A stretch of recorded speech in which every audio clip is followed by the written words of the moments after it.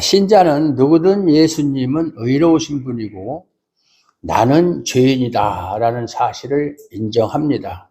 여러분이 예수님은 뭐 우리와 똑같은 사람이지만 참 하나님이시고 참 사람이시다.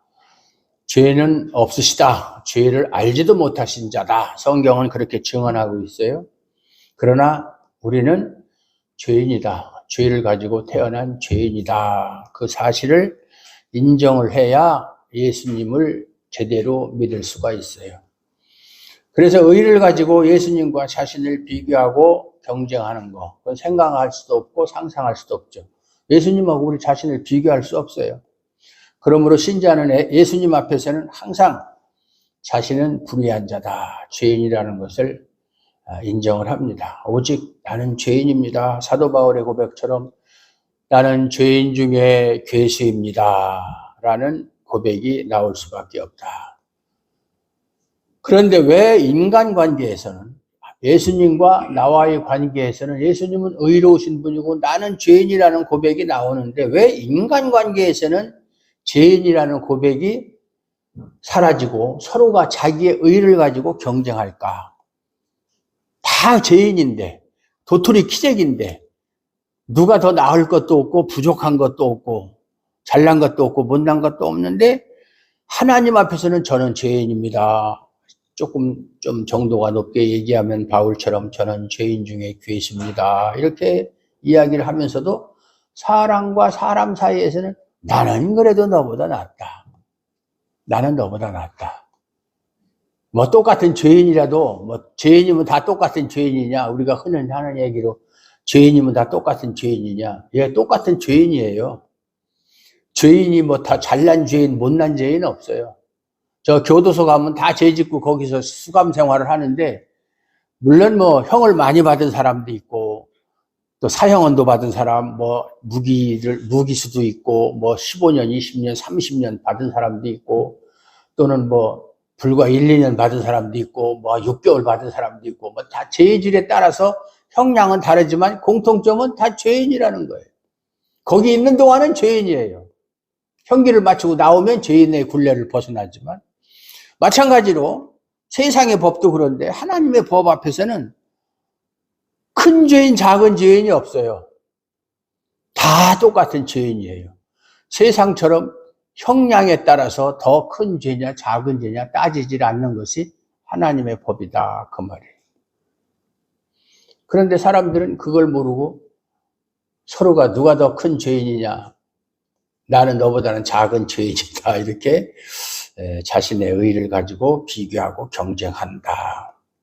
그것은 의로운 예수님을 믿는다고 말은 하지만 예수님 앞에서 살아가는 삶이 아니기 때문에 그런 소리 하는 거예요. 정말로 내가 예수를 알고 내가 예수님 앞에서는 예수님만 아니면, 예수님이 아니면 나는 결코 돌이킬 수 없는 그런 절망적인 존재다. 예수님 때문에 내가 살고 예수님을 위해서 내가 살고 예수님만이 오직 나의 희망이고 나의 정말 구원의 생명이 되신다. 이렇게 생각을 하는 사람은 결코 다른 사람과 비교를 해서 에이 저 사람 형편없다, 나는 저 사람보다는 그래도 낫다, 이런 생각을 하지 않는다, 그 말이에요. 내가 누구를 만나든 나는 예수님 앞에 있다. 누구와 상대를 하든 나는 예수님 앞에 서 있는 사람. 이것을 이제 흔히 하나님 앞에서 코람데오라고 그러는데, 하나님 앞에서. 칼빈이 주장하는 것처럼 항상 우리는 하나님 앞에서라는 생각을 가지고 내가 무엇을 하든, 내가 무슨 생각을 하든, 내가 무슨 행동을 하든, 내가 무슨 말을 하든 하나님 앞에서 한다라는 그런 의식을 가지고 해야 된다. 하나님 앞에 있다. 예수님 앞에 있다. 내가 하는 모든 것 예수님이 다 보고 계신다. 듣고 계신다. 그러면 함부로 말할 수 없겠죠. 예수님은 그저 예배당에서 예배 드릴 때만 찾는 분이고 세상에서 사는 것은 나 홀로 사는 것. 교회 문 밖에만 나가면 예수님은 나하고 상관이 없어요. 내 생각대로 사는 거예요. 내 뜻대로, 내 계획대로. 예수님은 교회당 안에 가둬놓고 교회당에 갔을 때나 만나고 교회당 문을 나서는 순간 예수님하고 나하고 상관없는 그렇게 사는 사람들이 대부분이다, 그 말이에요. 나 홀로 살아간다. 믿음에는 때와 시간, 장소에 제약이 없어요. 제한이 없어요. 어느 때는 예수님을 믿고 어느 때는 예수님이 필요 없고 어느 시간에는 필요하지만 어느 시간에는 필요가 없고 어느 장소에서는 예수님이 필요하지만 어느 장소에 그런 게 없어요.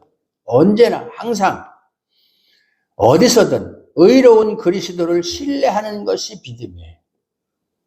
환경 초월합니다. 시간 초월합니다. 장소 초월합니다.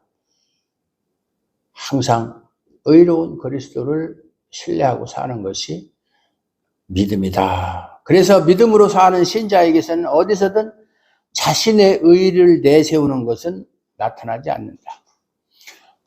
우리가 우리 의를 나타낼 게 뭐가 있어요? 제가 하나님 앞에 얼마나 열심히 충성했습니까?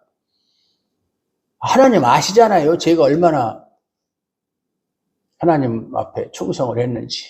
요한복음 21장에 보면 부활하신 예수님이 갈릴리 바닷가에 나타나서 제자들이 고기 잡는 거 보시고 숯불 펴놓고 고기 구울 때 제자들이 나중에 나왔잖아요. 거기서 이제 유명한 말이 베드로에게 요한의 아들 시몬아 내가 이 사람들보다 나를 더욱 사랑하느냐. 거기서 이 사람들이 누구냐. 또 그거 가지고 주석에 보면 다른 가치 있는 제자들을 얘기한 것이다. 아니다. 세상 모든 사람을 말한 것이다. 그냥 뭐 그거나 뭐 그렇게 굳이 뭐 구분할 필요는 없어요. 제자들이든 세상 모든 사람이든. 하여튼 네가 이 세상 어떤 것보다 어떤 사람보다 나를 더욱 사랑하느냐? 그러니까 베드로가 자기가 한 행동이 있잖아요. 예수님을 3번 부인했잖아요. 그것이 탁 걸리는 거야. 걸려가지고 예 사랑합니다 이렇게 자신 있게 못하고 제가 주님 사랑합니다 기어들어가는 목소리로 그걸 3번 물어보시는 거예요. 제가 주님 사랑하는 거 주님이 아시잖아요. 소극적인 대답을 할 수밖에 없다. 그렇다고 어떤 사람은 또 말하기를 예수님이 3번 물어봤느냐 3번 부인했기 때문에 그거 배차기로다가 3번 그거는 예수님은 우리와 똑같은 사람으로 취급하는 것이지. 예수님이 삐져가지고 너 옛날에 나 3번 부인했지 너도 한번 당해봐라 그래서 3번 질문한 것은 아니다. 그렇다면 그렇게 속 좁은 예수님이라면 과연 우리의 구세주가 될 수 있을까 그런 생각이 들어요. 13절을 보면 오늘 본문을 보면 만물을 살게 하신 하나님 앞과 본디오 빌라도 예수님이 나중에 본디오 빌라도에게 신문을 당하고 그러잖아요. 그래서 사도신경에도 보면 본디오 빌라도에게 고난을 받으사 그때 어떤 사람은 또 예수님이 본디오 빌라도에게 무슨 고난을 받았냐. 본디오 빌라도는 예수님을 도와주려고 했지만 유대 백성들이 예수를 갖다가 십자가에 못 박게 버려두고 바라바를 풀어달라 이렇게 해서 그렇게 한 것이지 빌라도는 예수님에게 고난을 준 장본인이 아니다. 또 이렇게 또 해석하는 사람이 있어요. 그러나 예수님을 심판한 자신은 본디오 빌라도잖아요. 어떤 이유에서든지 예수님에게 사형을 언도한 것은 빌라도 책임이잖아요. 정말 자기가 소신 있게 예수님은 죄가 없다. 그에게서 죄를 발견할 수 없다. 그러면 백성들이 뭐라고 하든 소신껏 이 사람은 죄가 없다. 무죄를 선고한다. 이렇게 해야 되는데 그렇게 하지를 않았다. 그 말이죠. 그러한 빌라도 앞에 사도신경에 본디오 빌라도라는 말을 집어넣은 것은 사도신경의 내용이 역사적인 사실이라는 것을 증명하기 위해서 본디오 빌라도라는 실제 역사에 존재했던 사람 이름을 거론한 거예요. 괜히 양념으로 집어넣은 게 아니에요.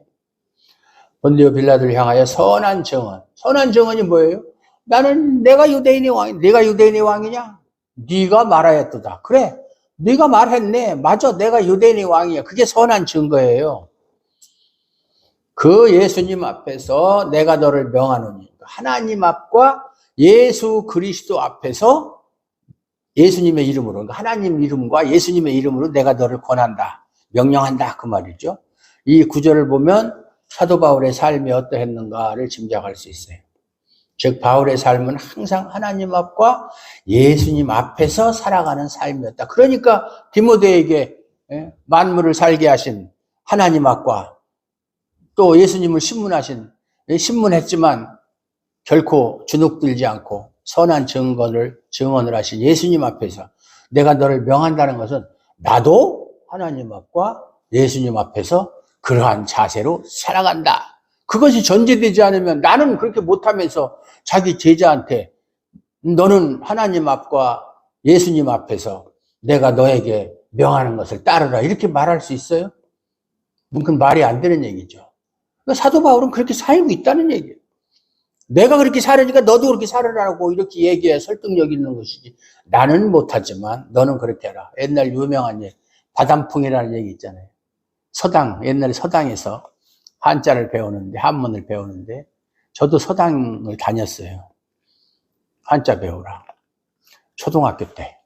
뭐 집에서도 우리 큰아버지한테 배웠지만, 이 서당 선생이 혀가 짧아.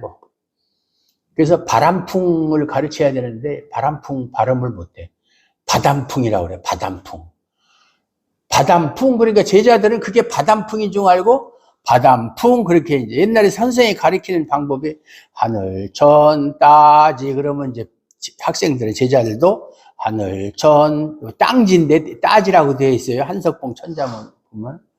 거무현 노루황 지부집주 넓으롱 거칠왕 날일 달월 촬영 기울제 이렇게 하면 제자들이 따라서 하는 거예요. 예. 저 천자문 15일 만에 뗐어요. 15일 만에. 그 뭐 제 자랑이고 그건 다 소용없는 거지만 장로님 천자문 배워야 되니까 그거 필요 없는 건데 알면 좋아요. 알아서 나쁜 건 없어요. 모르는 것보다는 아는. 어쨌든 그러니까 제자들이 자꾸 바담풍 하니까 얘들아 바담풍이 아니고 바담풍이야. 그래 선생님 바담풍이에요. 스승이 올바르지 못한데 제자가 올바를 수가 없는 거예요. 그래서 스승이 중요한 거니까 왜 학군 따지고 좋은 학교 따집니까? 교수가 훌륭하고 실력 있고 또 그렇게 선생이 훌륭하니까. 그래서 좋은 학교 따지는 거 아니에요? 사도 바울이 그렇게 자기는 하나님 앞과 예수님 앞에서 살고 있기 때문에 자신 있게 자기 사랑하는 제자에게 명령할 수가 있는 거예요. 바울에게는 하나님도 예수님도 눈에 보이지 않는 분이 아니었어요. 물론 하나님은 눈에 보이지 않는 분이니까 아무도 볼 수 없어요. 그러나 바울은 실제로 육안으로 봤다는 얘기가 아니라 항상 하나님도 예수님도 비록 육안으로는 볼 수 없었어도 그 당시에는 또 부활하신 예수님이고 하늘로 가셨으니까 볼 수가 없죠. 그는 영안으로는 하나님과 예수님을 보는 눈을 가지고 있었다. 실제 눈으로 보며 살았다는 것이 아니라 날마다 하나님이 다스리고 베푸시는 세계를 살았다. 순간순간마다 매 순간마다 하나님의 숨결을 느끼고 하나님의 손길을 느끼고 하나님의 호흡을 느꼈다. 은혜를 느꼈다. 우리 바울만 그렇게 바울은 특별한 사람이니까 특별 계시를 받은 사람이니까 그렇게 살지. 우리 일반인 성도에 어떻게 그렇게 살아? 그건 잘못된 생각이에요. 바울이나 우리나 똑같아요. 하나님 앞에서. 바울이라고 특별한 게 아니에요.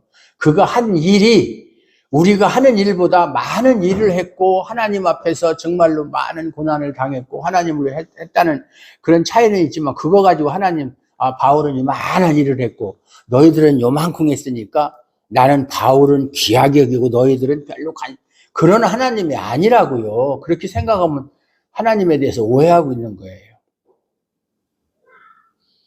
그러니까 모든 세계 내가 머무는 곳 어느 장소를 불문하고 어느 때를 불문하고 항상 자신이 머무는 세계의 구석구석 모두가 하나님의 다스림의 흔적이라고 하는 것을 알았기 때문에 어디를 가든 무엇을 하든 항상 하나님 앞에 있었다. 아까 얘기한 코람데오, 라틴어인데 코람. 하나님 앞에서. 하나님 앞에서. 나는 지금 하나님 앞에 서 있다. 예수님 앞에 서 있다. 설교의 철학이 있어요. 설교를 할 때 내가 하는 설교를 예수님이 지금 내 눈에 보이지 않지만 예수님이 내 옆에서 듣고 계신다. 바른 말을 하는지 내가 너한테 부탁한 말을 하는지 아니면 내 얘기를 하는지 내가 보고 있다. 그런 마음으로 설교를 해라. 제가 설교학 교수한테 배운 내용이에요. 우리 눈에 보이지 않지만 내가 하나님 말씀을 선포할 때 예수님이 옆에서 감독하시는 거예요. 저 녀석이 내가 지금 부탁한 말을 하는지, 내가 성도에게 하라고 한 말을 그대로 전하는지, 아니면 쓸데없는 소리는 하지 않느니, 뭐 천자모들 보름만에 떼다는 그런 소리 하지 않는지, 그건 양념으로 이해하시겠지만, 그리고 그것뿐만 아니라 천군 천사가 지금 이 자리에서 이 설교를 듣고 사람들이 거듭나는 그 광경을 보기 위해서 꽉 차서 그걸 보고 있다. 그러면서 이 얼마나 장엄한 광경인가, 이 얼마나 복된 자리고, 이 얼마나 정말 하나님 앞에서 영광스러운 자리인가. 설교자가 그런 큰 복을 누리는 사람이에요. 설교자가. 그런데 쓸데없는 소리 할 수 있겠어요? 자기 생각 하면 안 되죠. 바울은 만물을 살게 하시는 하나님 앞, 세상 만물이 살아가는 것은 만물을 살게 하시는 하나님의 은혜라는 거예요. 만물을 살게 하신 하나님. 그러니까 이 세상 모든 만물이 살아가는 것은 하나님 때문에 살아간다는 거예요. 하나님이 살게 하셨기 때문에 살아간다는 거예요. 하나님의 은혜라는 거예요. 하나님의 뜻과 계획에 의해서 살아가고 있다. 참새 한 마리가 땅에 떨어지는 것도 하나님이 허락하지 않으면 떨어질 수 없다. 참새 2마리가 한 아사리온에 팔리는 것도 그것도 하나님의 뜻이 아니면 할 수 없다. 그러니까 모든 것이 큰 일이든 작은 일이든 우리는 큰 일은 하나님이 간섭하고 주관하시지만 작은 일은 하나님이 관심 받기다. 이런 생각하는 건 잘못된 생각이에요. 이처럼 만물을 살게 하시는 하나님 앞에서 자신이 원하는 삶, 만물을 살게 하신 하나님 앞에서 살면서 나를 위한 삶, 그걸 살고자 하는 것이 곧 악이고 죄다 그 말이에요. 우리는 죄, 악 그러면 뭔가 뭐 다른 사람에게 피해를 주고 뭐 심지어는 뭐 살인을 한다거나 도적질을 한다거나 뭘 한다거나 뭐 이렇게 그런 거 율법을 어기고 뭐 그런 것만 죄인 줄 알죠. 하나님 앞에서 살면서 하나님의 은혜를 망각한 채 하나님이 나를 살게 하신다는 걸 까맣게 잊어버리고 나 자신만을 위해서 살고자 하는 것이 악이고 죄다 이 말이에요. 더 심하게 얘기하면 성령을 해방하는 죄예요. 그게 회개하지 않으면 구원받지 못하는 죄예요. 우리는 악이나 죄에 대해서 너무나 피상적으로 잘못 생각한다. 10절을 보면 지난 시간에 말씀드린 것처럼 돈을 사랑하는 것이 일만하게 뿌리가 된다고 말했잖아요. 사람이 돈을 사랑하는 이유가 무엇입니까? 그건 자신이 원하는 삶을 살고자 하는 욕망 때문에 그러잖아요. 왜 돈이 필요하죠? 내가 하고 싶은 거 하기 위해서 돈이 필요하니까 돈을 벌려고 하고 돈을 사랑하는 거잖아요. 사람이 자기가 원하는 삶을 살기 위해서는 돈은 필수적인 거예요. 결국 사람들은 돈이 자신의 욕망을 성취해 준다고 생각하기 때문에 돈을 사랑하는 거예요. 돈만 있으면 내가 하고 싶은 거 다 할 수 있다. 크루즈 여행도 할 수 있고 더 좋은 집에서 더 좋은 환경에서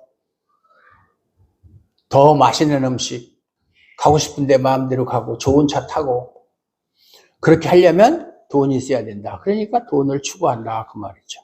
자기가 원하는 삶. 여러분 나름대로 인생의 목표가 있을 거 아니에요. 그 목표를 실현하기 위해서는 돈이 필요하다. 그러니까 돈을 사랑하면서 살아간다. 그런데 이것이 바로 나를 살게 하시는 분이 하나님이시라는 것을 생각지 않는 것이고, 그래서 돈을 사랑하는 것이 일만하게, 일만하게라는 것은 일만 가지 악을 말하는 게 아니라 모든 악의 근원이다 그 말이에요. 뿌리가 근원이잖아요. 돈을 사랑하는 것이 모든 악을 다 합친 것의 뿌리가 된다. 거기에서부터 여러 가지 가지가 나오고 줄기가 나오고 그런. 12절에서 보면 믿음의 선한 싸움은 만물을 살게 하시는 하나님을 믿는 믿음과 내가 원하는 삶을 살고자 하는 욕망과 충돌이 있다고 그랬잖아요. 갈등이 있다고 그랬잖아요. 그것이 선한 싸움이라고 그랬죠. 이것이 없으면 신앙생활이 아니라고 그랬잖아요. 선한 싸움이 없다는 것은 만물을 살게 하시는 하나님께서 살게 하시는 대로 살겠다는 믿음이 없기 때문에 선한 싸움이 없는 거예요. 내가 하나님 앞에서 하나님이 살게 하시는 그 뜻대로 살겠다는 믿음이 없기 때문에 충돌이 없는 거예요. 세상이 요구하는 대로 살으니까. 세상이 요구하는 것과 하나님이 요구하는 것은 반드시 충돌이 있기 마련인데, 나는 뭐 세상 뜻대로 살겠다. 그럼 무슨 하나님의 말씀대로 살겠다는 믿음이 없기 때문에 충돌도 없고 아무것도 없는 거예요. 그러면서 나는 예수 믿고 나서 지금까지 한 번도 그런 갈등을 느낀 적이 없다. 예수 안 믿었다는 얘기예요. 안 믿고 있다는 얘기예요. 사도는 예수님을 향해서 빌라도를 향하여 선한 증언을 하신 그리스도 예수라고 말합니다. 빌라도를 향하여 하신 예수님의 선한 증언이 의미하는 게 뭐예요? 예수님이 빌라도 앞에서 자신을 위한 증언을 하지 않았다. 변명하지 않았다. 하지 않았어요. 즉 자신을 지키고 보호하기 위한 말씀을 하지 않았다. 내가 무슨 죄가 있느냐? 나 죄 없어. 내가 언제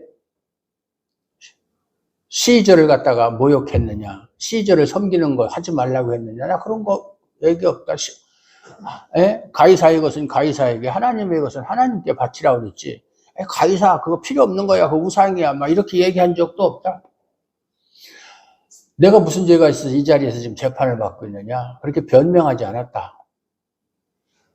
자신을 보호하고 지키기 위해서 어떤 말씀도 하지 않았다. 예수님은 자신을 세상에 보내신 하나님의 뜻만 증언하셨다. 이것이 선한 증거예요. 내가 유대인의 왕으로 하나님이 보내셨잖아요. 유대인의 왕이라는 게 유대에서 왕 노릇하라고 하는 것이 아니라 유대인을 죄에서 구원해서 결국 그들을 하나님 나라의 백성으로 인도하기 위해 하나님께서 선택하신 백성을 위해서 죽으셔야 되고, 그래서 결국은 만왕의 왕으로서 등극하기 위해서 하나님이 그를 오른손으로 높이 드심에 그에게 모든 세상을 다스리는 권세를 주시고 모든 무릎을 그 앞에 꿇게 하시는 그런 권능을 주시기 위해서 예수님을 보낸 거 아니에요. 그게 선한 증거예요. 자신의 일신을 위해서 그 고통을 피해보려고 어떤 말씀도 하지 않았다, 그 말이에요. 그래서 신자는 14절에서 우리 주 예수 그리스도께서 나타나실 때까지, 재림하실 때까지 흠도 없고 책망받을 것도 없이 이 명령을 지키라. 예수님 오실 때까지. 언제까지? 예수님 오실 때까지. 1년만 하고 마는 게 아니라 예수님 오실 때까지 흠도 없고 책망받을 것도 없이 이 명령을 지키라고 말씀하는 것처럼 주님이 오실 때까지 흠도 없고 책망받을 것도 없이 명령을 지키는 자로 살아가야 한다. 이 말을 언뜻 잘못 이해하면 어떻게 사람이 살아가면서 흠도 없이 책망받을 것도 없이 완벽하게 살 수 있느냐? 그건 말도 안 된다. 그러면 결국 행함으로 하나님께 의롭다함을 증거해야 되느냐? 이렇게 오해하면 안 돼요. 이것은 결국 믿음으로 사는 것을 말하는 거예요. 믿음으로. 성경에서 선한 행실과 악한 행실을 말할 때 우리의 행함을 말하는 게 아니에요. 악한 것이 뭡니까? 하나님 믿지 않는 게 악한 거예요. 예수 믿지 않는 게 악한 거예요. 선한 것이 무엇입니까? 예수 믿는 게 선한 거예요. 윤리적이나 도덕적으로 판단하고 행위를 가지고 선한 행위, 악한 행위 이렇게 구분하는 게 아니에요. 그렇게 따지면은 누가 하나님 앞에서 선한 행실로 인정받을 그런 삶을 살 수 있겠어요? 그건 불가능하죠. 명령을 지키는 자로 산다는 것은 영생을 취하라고 말씀하는 것처럼 영생을 향해 달려가는 삶, 믿음의 삶이죠. 영생을 어떻게 얻습니까? 믿음으로 얻잖아요. 내가 그 믿음을 가지고 영생을 위해서 믿음의 생활을 하는 그것을 명령을 지키며 사는 것이다, 이렇게 말하는 거예요. 우리의 삶은 언제나 목표가 영생이어야 돼요. 다른 것에 우리의 목표를 초점을 맞추면 그 인생은 망가지는 인생이고 실패한 인생이고 망하는 인생이에요. 불행한 인생이에요. 우리의 목표가 분명해요. 사도 바울이 빌립보서에서 말한 것처럼 내가 뒤에 있는 일을 잊어버리고 오직 앞에 있는 표대를 향하여 위에서 부르신 부름의 상을 위하여 달려가노라. 그게 뭐예요? 위에서 부르신 부름의 상이 뭐예요? 구원이잖아요. 영생이잖아요. 그것이 목표가 되지 않으면 인생은 아무런 가치가 없어요. 이 자리에서 당장 죽어도 아까울 것도 없는 것이 그런 인생. 근데 그거에 대해서 별 그렇게 큰 관심들이 없어요. 어떻게 하면 이 세상에서 좀 더 잘 먹고 잘 살 수 있을까? 내가 하나님을 열심히 섬기면 하나님이 뭔가 반대급부로 뭔가 나에게 뭔가 주시는 게 있겠지? 그냥 말지는 않을 거 아니야. 양심이 있으면.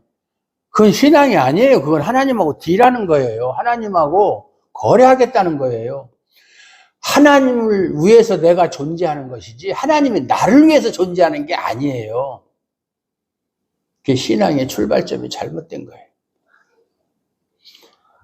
영생을 향해서 나아가는 삶이라면 날마다 나를 살게 하시는 하나님을 믿으면서 우리가 세상에 아무것도 가지고 온 것이 없고 또 아무것도 가지고 가지 못한다는 것을 생각하면서 먹을 것과 입을 것으로 족한 줄로 알고 살아갈 것이고 이런 믿음에서는 부하려고 하는 것도 없게 되고 따라서 돈을 사랑하지도 않게 된다.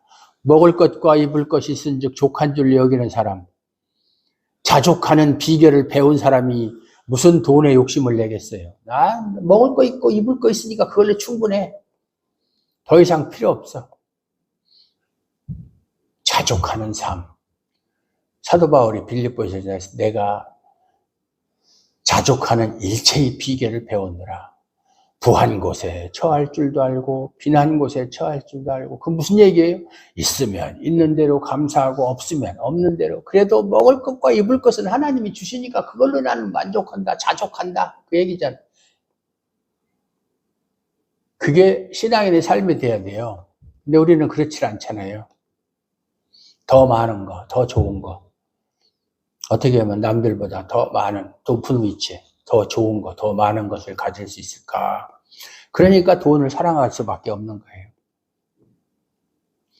15, 16절을 보면 기약이 이르면 하나님이 그의 나타나심을 보이시리니 하나님은 복되시고 유일하신 주권자이시며 만왕의 왕이시며 만주의 주시요 오직 그에게만 죽지 아니함이 있고 가까이 가지 못할 빛에 거하시고 어떤 사람도 보지 못하였고 또 볼 수 없는 이시니 그에게 존귀와 영원한 권능을 돌릴지어다. 아멘이라고 말합니다.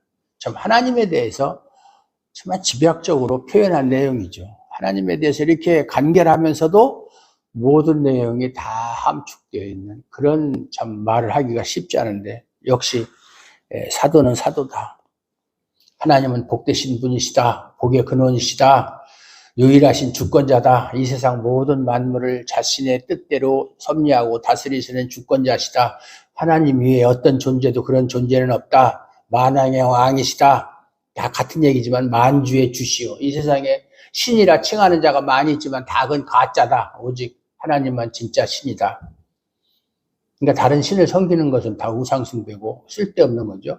오직 그에게만, 오직 그에게만. 오직 하나님만 죽지 않아. 하나님은 시작도 없고 끝도 없자고 그랬잖아요.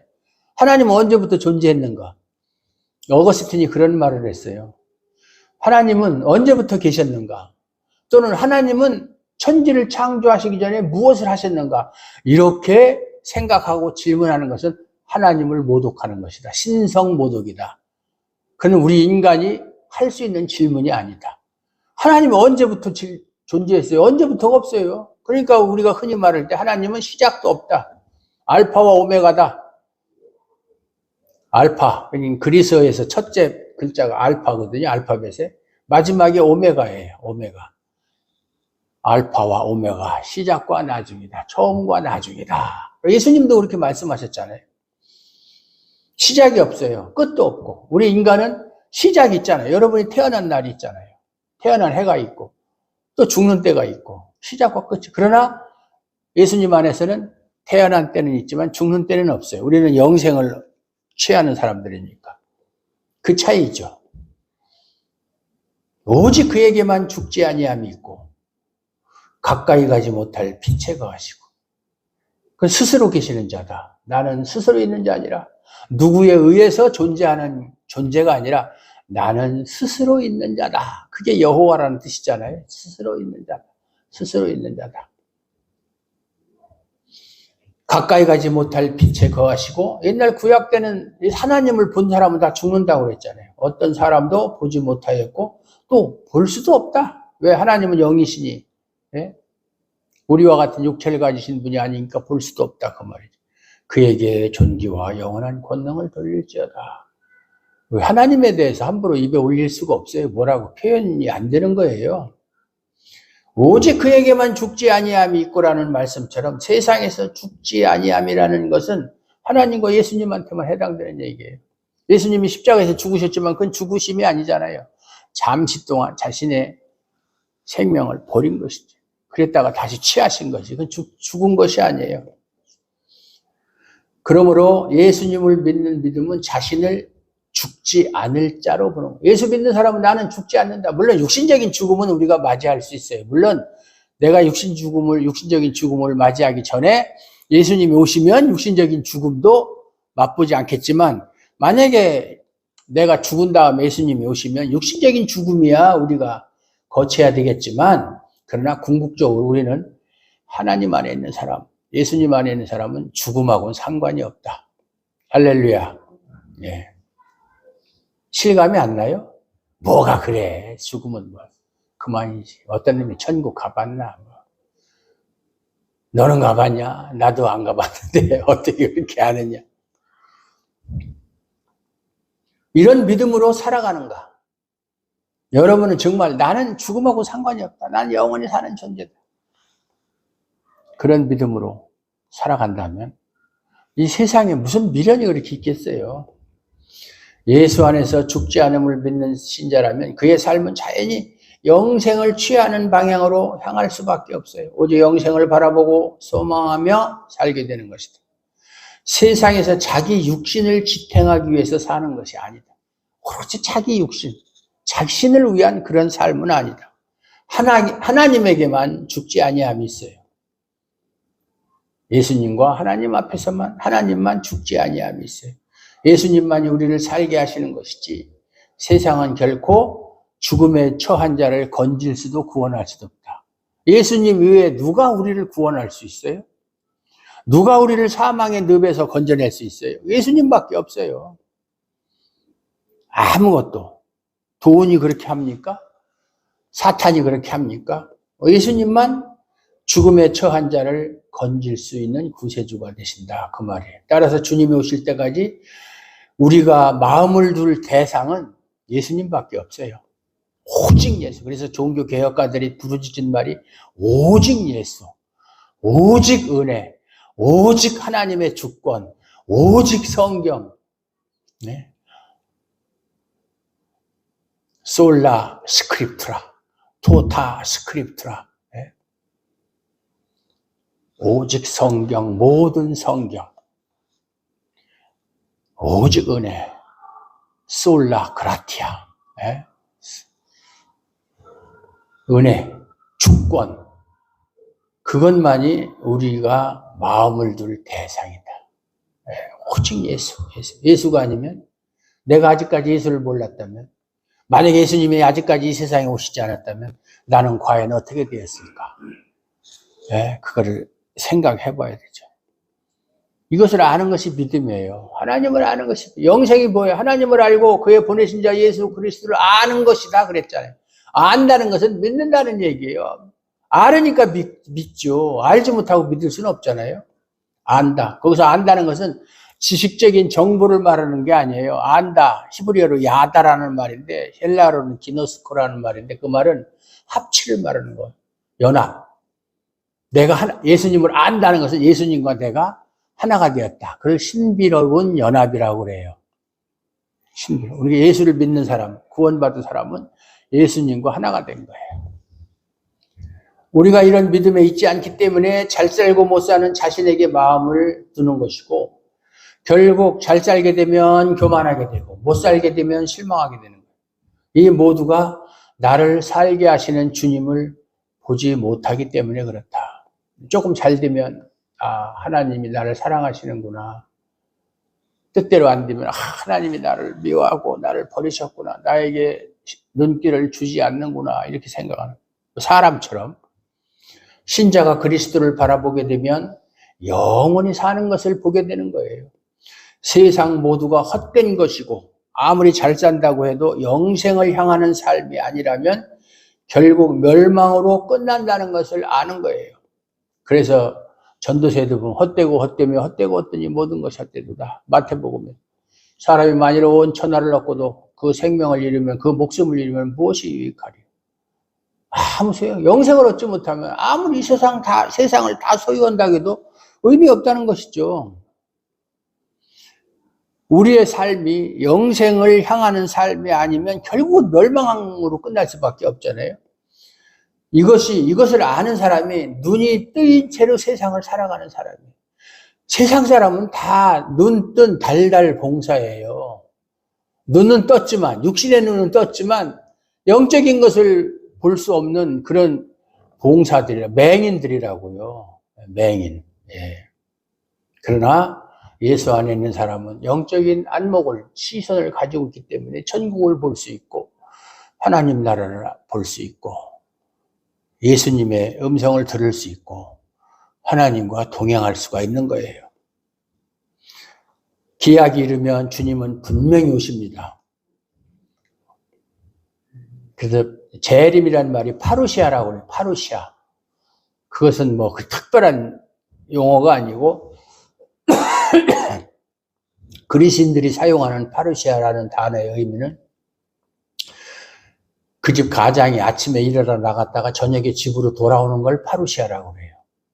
그 무슨 얘기예요? 예수님이 오시는 것은 일상적인 얘기다. 반드시 온다. 그 특별한 게 아니다. 앞에 아침에 일을 하러 갔던 아버지가 저녁에 일을 마치면 집에 돌아오는 것처럼 당연한 얘기다. 그 얘기예요.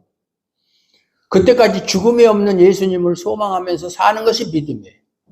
이 믿음이 신자가 돈을 사랑하지 않게 하는 것이고 의와 경건과 믿음과 인내와 사랑과 온유를 좇으며 살게 하는 것이다. 성령이 그렇게 이끌어 가시는 거예요. 믿음이 있는 사람은 내가 의지적으로 무엇을 해야 되겠다가 아니라 성령이 그렇게 이끌고 가는 거예요. 성령의 이끌림을 받는 거예요. 믿음 있는 사람은. 내 의지적으로 하는 것은 아무것도 없어요. 내 의지로 뭐 하려고 하면 힘들어서 못해요. 힘들어서. 할 수가 없어요. 너 그렇게 할 마음도 없고. 그래서 옛날에는 제가 참 초신자 때 교회 가보면 사람들이 내가 무엇을 해야 하나님이 기뻐하실까? 어떻게 하는 것이 하나님 뜻이 늘 그걸 생각했어요. 그 당시 사람들이 얼마나 가난했어요. 목사님도 자전거 타고 다니면서 신방을 했고 항상 1년 12달 똑같은 양복에 똑같은 넥타이 메고 설교했어요. 옛날에. 그런데 목사님이 저보고 우리 양 선생은 제가 볼 때는 참 목사로서의 참 자격을 갖추었으니 목사들이 속으로 나보고 거지 거렁뱅이 같아라는 얘기야. 내가 왜 그렇게 고생을 해야 되는데 내가 할 일이 없어서 목사들은 무능하고 딴 거 할 거 없고 그러니까 목사는 하지. 그런 생각을 했었어요. 그런데 결국 지금 이렇게 됐어요. 이 무슨 얄궂은 운명의 장난이라는 말인가. 차라리 그때 일찍 암쳤더라면 지금쯤 큰 교회에서 박영선 목사하고 제가 신학교 입학해서 박영선 목사하고 동기생인데 박영선 목사나 그 옛날 김정호 교수나 아니면은 저 안산 동산교회 김인중 목사나 다 동기생들인데 나이가 비슷하니까. 그랬으면 큰 교회를 그때는 뭐 교회만 개척하면 사람들이 몰려들 때니까 지금하고 다르잖아요. 그러므로 신자가 구할 것은 주님이 오실 때까지 영생을 향해 달려간다. 앞에 있는 헛되를 향해서. 뒤에 있는 일은 다 잊어버려. 뒤에 아무리 뭐 옛날에 내가 이랬는데 옛날에는 그래 왕년에 내가 제일 꼰대들이 하는 소리잖아요. 왕년에 내가 그래도 잘 나갔는데 그건 무슨 소용이 있어요. 지나가면 한번 흘러간 물은 물레방아 돌릴 수 없어요. 지나가면 그만이에요. 현재가 중요한 거고 현재보다 더 중요한 건 미래가 더 중요한 것이지. 앞에 있는 표대 내가 꼭 성취해야 될, 도달해야 될 목표 지점 그걸 향해서 달려가야죠. 뭐 달리기 하는 사람이 목적 없이 달립니까? 마라톤 하는 사람이 목적지를 정해놓지 않고 그냥 무조건 달리기만 합니까? 42.19 다 저 목표를 정해놓고 달려가는 것처럼 뒤에 것은 다 잊어버리고 쓸데없는 거니까 앞에 있는 표대를 향해서 내가 저 목적지까지 가기만 하면 하나님께서 나에게 상을 주실 것이다. 그 상이 뭐예요? 상급이 아니라 구원이에요. 구원. 구원은 우리가 달려가서 잡아야 될 목표예요. 물론 그것이 내 힘으로 하는 건 아니지만 인생의 목적을 바르게 두어야 한다는 것이다. 제가 옛날에 우리 이제 큰애가 학교 다닐 때 1년에 한 번씩 스승의 날 되면 선생님들 편하게 쉬라고 스승 1일 기간제 교사 하루 가서 하는 거. 지금도 김나은 지사님 지금도 그런 거 있어요? 스승의 날 되면 뭐 학부모들 중에서 1일 교사 해가지고서 하는 거. 저는 가서 했거든요. 그래서 그때 제가 애들한테 가르친 게 뭘 가르쳤냐면 인생의 목표를 분명하게 정해라. 그래가지고서 이제 1시간 동안 그렇게 강의를 한 건지 뭐 얘기를 한 건지 어쨌든 뭐 그런 적이 있는데 인생의 목표를 분명히 정해야 된다. 세상에서 잘 먹고 잘 사는 것이 인생의 목표가 아니에요. 그것이 인생의 최고 행복을 누리는 것처럼 생각해야겠지만 세상의 결국은 때가 되면 반드시 주님이 오시는 것으로 모든 것이 종결된다. 그게 종말이에요. 우주적 종말. 개인적 종말은 그 전에 내가 하나님 앞에 가는 것이 개인적 종말이고 우주적 종말은 예수님이 오시는 모든 것이 끝나는 거예요. 그래서 복된 삶이라는 게 잘 먹고 잘 사는 것에 있는 것이 아니라 복되시고 유일한 주권자이시며 만왕의 왕이시고 만주의 주시오 오직 그에게만 죽지 아니함이 있고 가까이 가지 못할 빛에 거하시고 어떤 사람도 보지 못하였고 또 볼 수 없는 분이신 하나님만 소망하는 것. 이것이 복된 인생이에요. 복된 인생. 이게 어렵지 않잖아요. 복된 인생. 이보다 더 큰 복은 없어요. 복 중에 복. 그런데 세상에 하나님이 정하신 기약이 이를 때가 있음을 생각하지 않아요. 옛날 노아의 그 방주처럼 비가 온다 그러니까 웃기는 소리 하고 있네. 비가 뭔데? 지금까지 비가 한 번도 안 왔는데 그거 비 오면서 홍수가 날 걸 생각하고 산 꼭대기에다가 배를 져? 저 어리석은 사람들. 비 웃었잖아요. 그러다가 막상 비가 오니까 그때는 아이고 노아 할아버지 말이 맞았구나. 살려달라고 달려갔지만 이미 방주부는 닫히고만 다음에 모든 것이 때와 기한이 있는 거잖아요. 그래서 전도서에도 보면 너 청년일 때 곤고한 날이 이르기 전에 너 창조주 하나님을 기억하라. 마지막에 가서는 이미 때가 늦은 거예요. 마지막에 이르기 전에 의식이 있을 때 치매 걸려도 안 되고 의식이 있을 때 너의 창조자 하나님을 기억하라. 믿으라는 얘기죠. 그날이 끝이고 그때는 말씀을 기준으로 해서 세상 전부를 심판하신다는 것을 무시하게 되고 결국 영생을 추구하는 삶은 아무것도 아닌 것으로 그렇게 여기고 오직 돈 벌어 잘 사는 것이 인생에서 최고 복된 것으로 생각하는 것. 망하는 사람들의 표준이죠. 이게 이런 사람들에게 하나님의 심판이 있을 것임을 경고하는 것이 성경이고 설교예요. 설교가 뭐 여러분들 비유 맞추고 뭐 좋은 얘기 해주는 게 아니라 예수 믿지 않으면 망한다. 여러분의 인생의 목표가 영생이 아니고 다른 것에 두고 있다면 이건 망하는 인생이다. 그걸 가르치고 경고하는 것이 설교고 성경이에요. 설교라는 게 성경을 말하는 거잖아요. 심판을 알고 그리스도를 아는 신자로서 과연 무엇을 따라서 살아야 하는가를 분명히 알 수 있어야 해요. 여러분의 목표의식이 분명해야 돼요. 그럴 때 믿음의 선한 싸움에서 승리할 수 있다. 항상 우리는 성령의 소욕과 육체의 소욕이 서로가 다툰다고 그랬잖아요. 성령의 소욕이 이기면 성령을 따라갈 것이고 육체의 소욕이 이기면 육체를 따라서 살아갈 것이고 그런 믿음의 선한 싸움에서 승리하려면 심판을 알아야 되고 심판을 준비해야 되고 예수 그리스도를 알아야 된다 그 말이에요. 우리 인생의 목표가 분명하지 않으면 그 싸움에서 이길 수가 없다. 결국 신자의 승리는 그리스도를 소망하며 사는 것이다. 그리스도를 소망하며 사는 사람에게는 갈등이 있을지라도 그 갈등 때문에 육체의 소욕을 따르고 성령의 소욕을 저버리는 일은 없다 그 말이에요. 신자가 추구할 것은 영생밖에. 여러분이 예수를 믿는 게 돈 벌려고 해서 믿어요? 출세하려고 해서 믿어요? 성공하려고 그거 아니잖아요. 영생을 얻기 위해서 예수를 믿는 거잖아요. 교회가 추구해야 하는 건 역시 영생밖에는 없어요. 영생만을 전하면 되는 거예요. 이렇게 인본주의적 설교를 보면 인간관계에서는 어떻게 해야 된다. 교회 안에서 서로가 싸우지 말아라, 해라, 그런 건 얘기할 필요가 없어요. 그거는 교회 아니라고 다른 데서도 얼마든지 들을 수 있는 얘기고, 상식 있는 사람이라면 그런 얘기 안 들어도 다 해요. 항상 보면은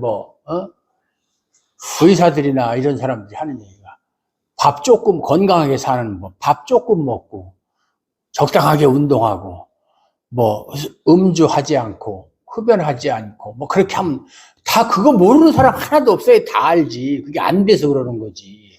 어떤 놈은 운동장 10바퀴 돌고 싶지 않아서 안 돌아요? 못 돌으니까 못 돌지. 몇 바퀴 돌으면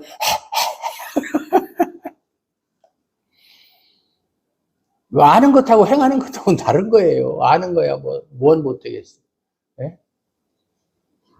바다를 걸을 수도 있어요. 지식적으로는. 왼발 물에 빠지려고 멀랑 오른발 들고 오른발 빠지려고 그러면 바다를 걸을 수도 있어요. 예수님이 그렇게 해서 바다를 걸었잖아요. 베드로는 그렇게 못했으니까 빠졌고. 네. 주님이 오실 때까지 주님만 소망하고 인내하면서 주님의 은혜만 증거하다가 영원한 생명에 들어가는 그것이야말로 그 누구도 따라올 수 없는 복된 인생이다. 복된 인생. 이런 복된 인생 사시기 바랍니다. 네. 예수 믿고 그렇게 고생하는데 이런 복된 인생이 안 되면 너무나 억울하잖아요. 네? 본전 생각나잖아요. 죽음이 없는 그리스도를 믿고 소망하고 신뢰하는 신자라면 이러한 삶을 추구하는 것은 너무나 당연하다. 돈으로 살 수 없는 삶, 세상 무엇으로도 바꿀 수 없는 귀하고 복된 삶이기에 신자는 세상 다른 것이 없다고 해도 주님만으로 전혀 모자람이 없는 삶을 살 수 있는 거예요. 즉 모든 비결은 주님께, 예수님께 있는 거예요. 그러면 목사님 예수만 믿고 있으면 하늘에서 밥이 떨어집니까? 돈이 떨어집니까? 떨어져요. 육안으로 보이는 것은 떨어지지 않지만 하나님이 다 책임지신다고요. 굶어 죽게 안 해요. 죽지 않게. 성경에 나와 있잖아요. 이건 하나님, 제 얘기 하나님. 내가 자고로 지금까지 태어나서 지금까지 살면서 의인이 구걸을 하거나 의인의 자식이 비참하게 사는 것을 본 적이 없다고 그랬죠. 하나님이 하나님의 자녀를 책임 안 지면 누구를 책임집니까? 사탄의 자녀를 책임집니까?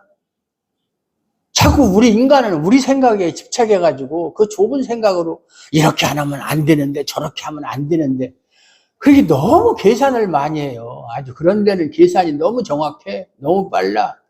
네. 그러니까 못 믿는 거예요. 따지는 사람이 믿을 수 있어요?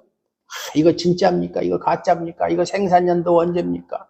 이건 정말 품질 믿을만 합니까? 제주자는 어디입니까? 이렇게 따지면 그거 못 사잖아요. 그 물건을. 과연 내가 무엇을 추구하는가를 한번 생각해 봐야 돼. 예수님을 말하는 자로서 참된 것을 추구하며 내가 살아가고 있는가 한번 늘 자신을 점검해 봐야 돼. 세상이 사는 대로 무작정 살아갈 것이 아니라 예수님이 어떻게 사셨는가? 예수님은 어떻게 사셨는가? 하나님이신 예수님은 이 땅에 오셔서 어떻게 사셨는가에 대해서 마음을 떼지 말아야 된다. 그래서 예수님이라면 어떻게 하셨을까? 이런 책도 있었는데 예수님이라면 어떻게 하셨을까? 우리가 어떤 문제에 부딪혔을 때 예수님이라면 이런 문제를 어떻게 해결하셨을까? 항상 기준을 예수님에게 두고 생각해 봐야 된다. 예수님의 십자가가 증거하는 하나님의 긍휼과 자비하심에 마음이 붙들리기를 소원하시면서 영원히 사는 길이 무엇인가에 관심을 두는 삶이 되어야 된다. 우리의 관심이, 교회의 관심이, 나의 관심이, 여러분의 관심이, 교회가 추구하는 목적이 영생 이외에 다른 것이 될 수는 없어요. 항상 그것에 우리의 관심을 두고 살아야 돼. 이 세상이 나는 더 좋아. 천국이 좋다지만 나는 세상이 더 좋아. 옛날 사람들이 말하는 대로 저승이 좋다지만 개똥밭에 굴러도 이승이 더 좋다. 그런 사고방식이라면 예수 믿을 필요 없어요. 참된 것, 영원한 것을 구하십시오. 돈으로 모든 것이 갖춰지고 채워지는 삶이 아니라 주님의 대속의 피로 이루어지는 삶, 그것을 원하십시오. 그것이 주님을 믿는 신자의 태도입니다. 믿으십니까? 하나님 아버지 감사합니다. 오늘도 하나님 아버지께서 생명의 말씀을 전해주셔서 얼마나 감사한지 모릅니다. 이 말씀이 우리 마음 가운데 굳건히 박히고 자리 잡아서 정말 우리가 이 세상에서 추구할 것은 그 어떤 것도 아니고 오직 영생이며 하나님과 예수 그리스도밖에 없음을 다시 한번 깨닫고 오직 그것을 바라며 소망하며 사는 저희들 되게 하여 주시옵소서. 예수님 이름으로 감사드리옵고 기도하옵나이다. 아멘.